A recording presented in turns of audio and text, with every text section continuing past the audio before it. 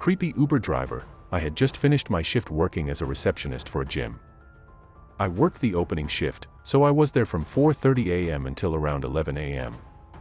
I hadn't slept at all the night before, so decided to order an Uber so that I could get home as soon as possible. When I got into the car, he noticed my uniform and started asking me about my work, my boss, my co-workers, the customers. He kept asking if they were fit, good-looking guys. I'm usually okay with idle chit-chat with Uber drivers, but this 20 questions was a bit much. He then became insistent that I should use my looks to get promoted by flirting with my boss. Said things like, just promise you'll sleep with him if he gives you a raise, and meathead guys are so stupid they'll do anything for a girl who smiles at them. I made a disgusted face and said I wasn't interested in sleeping with my boss, trying to deter the conversation. He said, you don't actually have to sleep with him, just get the raise, and then if he tries anything, threaten to take him to HR. I kept saying I wouldn't do anything like that, and I found that kind of thing inappropriate, and he kept insisting that it was the only way to get ahead of my other female co-workers, and if I was a smart woman I would use the advantages society gave me. At that point I was completely done listening to him, but wasn't any closer to my home, so I just stopped responding. He then said, oh, I get it. You're a good girl type. You're probably waiting for Prince Charming to take interest in you and beg you to marry him again. I said nothing. I'm not the type to defend myself to someone I'll never see again. He then went on this rant about how all marriages are a sham and it's impossible for any human to be monogamous with one person because it's just not in our instincts to only sleep with one person, and that I'd be wasting my time being celibate because I should be having sex with as many men as possible since I'm biologically made to breed and take care of children, and I'd feel much more fulfilled if I did just that. This dude actually said all of that out loud. I couldn't believe it. We finally made it to my address, and he turned around and asked if I had an Instagram and if he could follow it, and asked if I would rate him 5 stars. I told him I didn't have an Instagram and got out of the car and kept walking up the street, past my house, until he drove away. Creepy Uber driver, let's not meet again. Creepy Uber driver wants me to make him happy. I was leaving a work function at a bar around midnight in a large city about an hour away from the suburban home I share with my partner. For reference, I'm a woman in my mid-20s with an average build, not tall, not strong, definitely not threatening in any way, and I was a bit buzzed that night. I'm talking like 3 drinks, so not incapacitated in the slightest. Anyway, I'd ordinarily take a company car home, but I hadn't reserved one since I didn't know what time I'd be leaving, so I just decided to Uber. The company reimburses me for the bill anyway, so it was no difference to me. Once the Uber pulls up, I say goodbye to my colleagues and get in the back seat. I'm always very nice to my Uber drivers, so I introduce myself. This driver, let's call him Ed, since I don't actually know his real name, seemed totally normal. No red flags, and we make pleasant conversation for about 15 minutes until we are squarely out of the city on the way to the suburbs. From this pleasant conversation, I learn he lives in a certain neighborhood not far from my home. Note that his neighborhood, while relatively nearby, would be completely out of the way on the route we are taking to my home. The conversation reaches its natural end, so I just stay a bit quiet and start looking at my phone, Reddit, whatever. The quiet is interrupted by his voice, suggesting I take a nap if I feel tired. It didn't even strike me as weird at first, so I just thanked him for the offer, but I wasn't that tired. He then said, oh, I always get sleepy when I'm drunk. Are you sure? At this point, something in my body made me even more wide awake than before. I replied that I wasn't drunk and, like I had said, I just had a few drinks, so no need to nap. Haha. I'll be home soon enough anyway. He drops it after that, but I still thought it was weird he'd say that. About 5 minutes later, he says that the highway has some weird construction going on and that the single-lane traffic ahead would make my trip way longer than it needs to be. He asks if it's okay to take another route. I oblige. Already on edge and just wanting to be at home. My partner calls at that moment, asking when I'll be home, and I make sure to make it very clear I was talking to my significant other. Something was weird about this guy, and I wanted him to know that someone is expecting me at a specific time and knows where I am. After I hang up the phone, the Uber driver stays quiet and we get off the highway, on a different exit than I've ever used, but I guess that's to be expected on a different route home. I'm bullshitting on my phone because I don't want to talk to this guy anymore, not even looking up until he says my house is only 5 minutes from here. Okay. Pit in my stomach. I'm probably a good 25 minutes away from my house right now. a distance enlarged, I'd later learn artificially, by his shortcut. I say some nonsense about how I like the neighborhood, and how my boyfriend and I were thinking of moving here instead, blah blah, basically anything I can think of to make it seem like I don't think this is weird and I'm not picking up any signals. Surprisingly, he doesn't say anything in response and now starts driving on a road in a direction I knew led to my house. Phew. Crisis averted, right? Except not really. 15 minutes to go and my surroundings are more familiar. Just as I'm starting to feel more at ease, he starts asking questions about my boyfriend. What does he do? How long have you guys been together? And other seemingly normal questions. Finally, with about 10 minutes to go, he asks if my boyfriend makes me happy. He does, very much, so I gush a bit and say, yes, he makes me very happy. Then he asks if I make him happy. I thought that was weird, but humor is my defense mechanism, so I say, well, I should hope so. 8 minutes away. He turns onto a side street and pulls over on the side of the road, looks back at me over his headrest and asked if I'd make him happy, too. I said what? Mostly because I can't even believe what's happening. He asks again, do you want to make me happy tonight? I took a second to think through my options. I'm alone with this guy who's behind the wheel. This street is dark and I don't see any lights on it nearby houses, close to 1 a.m. at this point on a weeknight.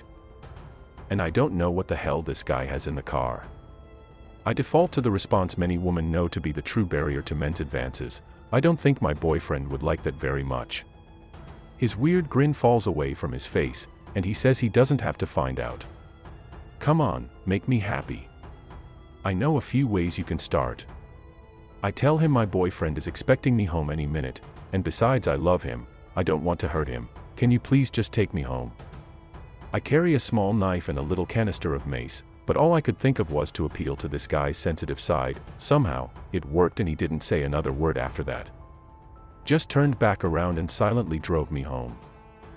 Weirdly enough, I say thanks as I get out of the car. Old habits die hard, I guess, and that was that. I go into my house and start crying immediately for some reason as soon as I hug my partner. He tells me I need to contact Uber immediately and tell them what happened so that this guy doesn't try to take advantage of anyone else. I agree, and pull up the app to file the complaint, except, when I looked at my last ride, the picture in the profile was 100% not the same guy who drove me home. The car was the same, but not the driver. The guy in the photo was brown, and wore a turban, maybe early 40s. The guy who drove me home was white, and seemed just a bit older than me. Uber never followed up with me. And just refunded my money. I did tell the police what happened because my partner insisted, but they didn't take me seriously since nothing actually happened. I was worried for a while since this guy knew where I lived, but apparently it's long forgotten since I just took an Uber today. Moral of the story, always make sure the photo in your Uber driver's profile matches the person who's driving the car. Creepy driver that didn't actually work for Uber, let's not meet. Creepy Lyft driver. I live in a city with a public transportation system. They have been extremely short-staffed and more often than not you have to call to make sure your bus is even coming. On weekdays during business hours, the public transit operator will order a lift for you to get to work if your bus isn't showing up or if they're short a driver. Tuesday I'm at the bus stop after checking multiple times if my bus is coming only to find out that it wasn't. They ordered me a lift and this nice, older gentleman was my driver. We had casual conversation and he started to ask personal questions. I'm a bartender and I'm super friendly already, so I didn't think his questions were ill-intentioned. Told him I'm not married and that I'm pretty much a loner. I basically go to work and go home and spend time with family. He then says, I'd marry you in a heartbeat. Again, I'm just thinking he's being funny or nice. I asked him to drop me at the downtown grocery so I could pick up some things I needed for work. When we stop, he said he was joking and that he's married and has a son my age. Asked if I was interested in maybe meeting him. Since I have a terrible track record, I figured it wouldn't hurt meeting someone out of my circle and comfort zone, so I gave the man my number and we parted ways. The next morning, he texts me and asks if I needed a ride to work. I told him he didn't have to do that and that I was sure my bus was running. He said it would be his pleasure and he'd pick me up at my house at 3 p.m. Then about an hour later he asked if I wanted to have lunch with him before work. I told him I was busy and that I couldn't do that. He said okay, see you at 3. He shows up at 3 and lets me know he's outside. While I'm finishing getting my things together, I open the door and he's starting to walk up my stairs to my house. I told him I was ready and we could head downtown. When I get in the back seat, he turns around and says he has a confession. He told me from the time I took off my mask, his heart danced like a butterfly. He said that he hasn't been able to stop thinking about me since the day before and that he'd love to spend time with me and that he'd pay me for my time if I spent a day with him. That's when I started to feel super uncomfortable. The whole ride was making me cringe, but I know when you're in a situation like that with a predator, playing nice is safer than freaking out. He continued on the entire ride about how he loved me at first sight and wanted to make me his Lebanese queen. As we got closer to downtown, I started to feel relief. He dropped me off at my hotel and said see you tomorrow. That evening at work I checked my phone after a bust happy hour and he's texted me a couple times. He sent a picture of the hotel and said he'd wait for me to get off to give me a ride home. I told him I already had a ride but thank you anyways. Thursday morning, I'm out running errands with my mom and sister. He texts me and asks how early he can pick me up because he can't stop thinking about me. I asked him to please stop and that I was with family. He continues to text me all day and evening, begging to see me, telling me his heart is aching to see his Lebanese queen. I just kept saying please stop. Friday morning, the shit hit the fan. He tells me he loves me no matter what. He said I told my wife about you and that I'm in love with you and I want a divorce. I told him to please don't do that and that it wasn't right to treat his wife that way. He said it wasn't my fault, they were drifting apart anyways. Then he said I'm picking you up for dinner at 5:30 and I'm not taking no for an answer. I ignored the messages during the day and just went about my off day. Around 5:25, my video doorbell rings and he's standing on my porch for at least 15 minutes. I told him I wasn't home and that he should leave. He continues to text me and beg to come pick me up from my parents. I was home the whole time but was too scared to let him know that. I eventually called the non-emergency police station but he had already left by the time I got through. I filed a general report but technically they can't do anything unless he's standing on my porch threatening me. They advised me to report through Lyft so I did. Haven't heard anything since then but the shit was just creepy as fuck.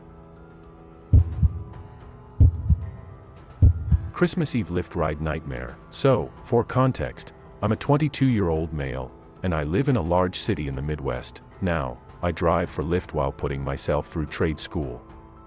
I drive for other similar companies, but that's besides the point.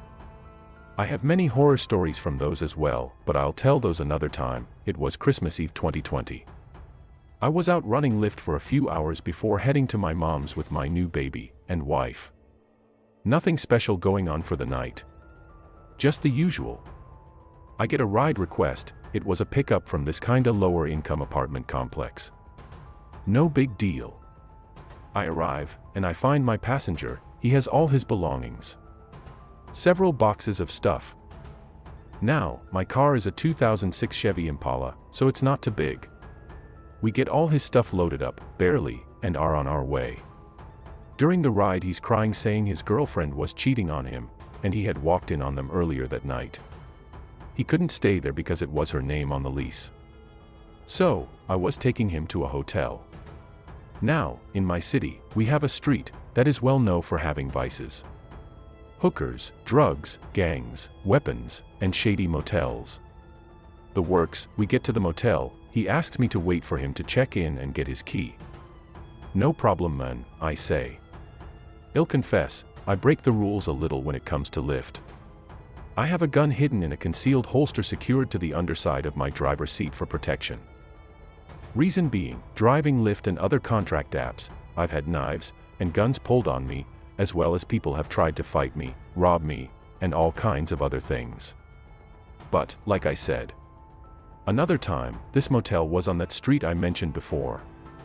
Homeless people were everywhere. There was a dude on the far corner of the complex that still had a needle in his arm, passed out against the building, and I'm a big fan of true crime and horror narration, so I'm on edge. He gets his key. The whole motel is ground level, so to help the guy out I drive to his door, As I mentioned before, he had a lot of stuff.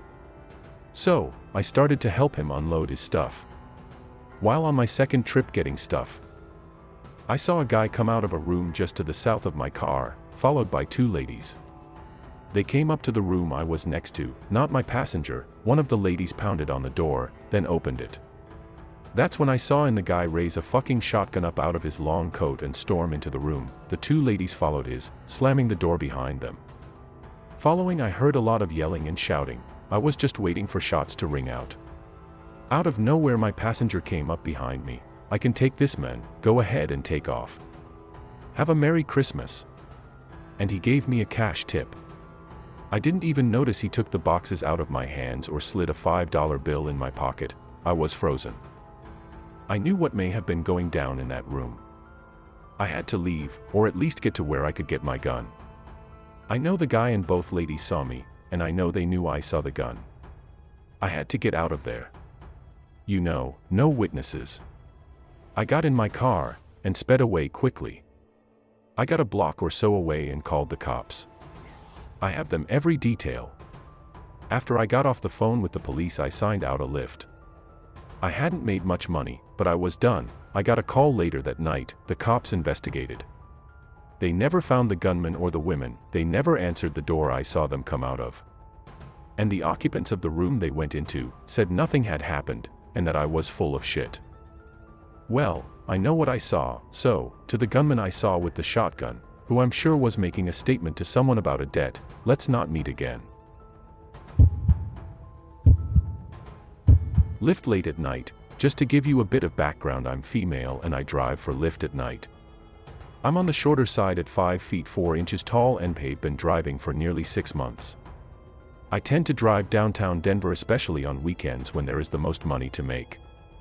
In this time I've only had a couple truly scary encounters, and I drive 7 nights a week, at least a couple hours a night. The first scary one started out normally enough for that late at night. I had just dropped off a passenger in Aurora and was marking my way back towards Market Street since the bars hadn't closed yet. I get a pickup that's on the way. It's a nice enough area that I don't feel uncomfortable, but anyone who knows Aurora, Colorado knows it's not really the best area, even with the few nice areas. A couple of guys hop in, one in front, one in back. Both have on hoodies and are carrying backpacks, but this is Colorado and almost 1:30 in the morning, so not that odd. Where it gets odd is after they get in. I give my normal greeting, but they completely ignore me, shove their backpacks onto the floor and pull their hoods up while shielding their faces from the windows with their hands. I was instantly uncomfortable and I could feel something was off. It was only a 10-minute drive and we were in a secluded area, so I decided the safest thing I could do was complete the ride. I could feel my fight or flight instinct kicking in. Within about a minute I had decided if they tried anything I was going to crash my car. Neither one had put on a seatbelt, so I figured that would be my best chance. Once we arrive at the location they wanted me to be dropped off at, I could tell it was not a good area. Bars on all the windows, trash everywhere and cars in disrepair. They get out but don't shut my doors and start whispering to each other while glancing at me. One of them has his hand in his pocket fiddling with something. I have no idea what. At this point I've had enough and step on the gas, driving off with the doors open. I drove a couple miles until I get to a gas station with lights and people before I stop to properly close both doors. I called it a night and headed home to cuddle my toddler and my husband before having a good cry in the safety of my own bed. I have no idea what they were planning, but I do know I was terrified from the moment they pulled their hoods up to the moment I drove off with my doors open. The second story takes place a couple weeks after the first. I had sworn off all pickups in Aurora and the shady parts along Colfax at night. I would still drop people off there, but I would also turn my app off and leave the area when I was done. I was downtown as usual for a Saturday night and the bars were closing. I get a shared ride, which can be very good at bar closing. Now the thing to know about shared rides is you can't request more than 2 seats, leaving room for 2 more people. I have on multiple occasions had a full car with these types of rides. I get to the person and unlock my doors as normal and then get 3 people. Okay, small problem. I'm polite and tell them I can't give them a ride with 3 people, so they will have to order a different lift. This is where this one turns. Guy, I don't want to pay more. Me, I'm sorry, but either one of you has to get out or all of you do, and you need to order a different ride. This is a shared ride and that means I could get 2 more passengers and they need seats. With shared rides you are only allowed to book 2 seats for 2 passengers. Guy, I'm not paying more so you can just ignore other rides and take us home. At this point he became aggressive and was putting his finger in my face. Maybe I should have been more scared, only this is Market Street at bar close and it's packed. There are drunk people everywhere, and where there are drunk people there are cops. I roll down my window as he continues to tell me what I'm going to do and starts threatening to put my bitch ass in its place if I don't start driving right now. I didn't catch the whole this since I had made eye contact with a cop and was focusing on getting his attention. Me, okay, you now have a new choice. You can all get out or I can get the cop right there to get you out. Said cop was making his way over, seeing something was wrong. They all jumped out, the guy flipping me off, and they disappeared into the crowd still looking for rides. The cop stopped to ask if I was okay and gave him a short rundown of what happened and thanked him for coming over. I headed off to my next ride, who was a very polite gentleman. In both cases I reported them to Lyft so I wouldn't get paired with either again. I also carry a foam pepper spray for defense and have a dash cam that records the interior of my car now. Since that last one I haven't had any issues, so there's that.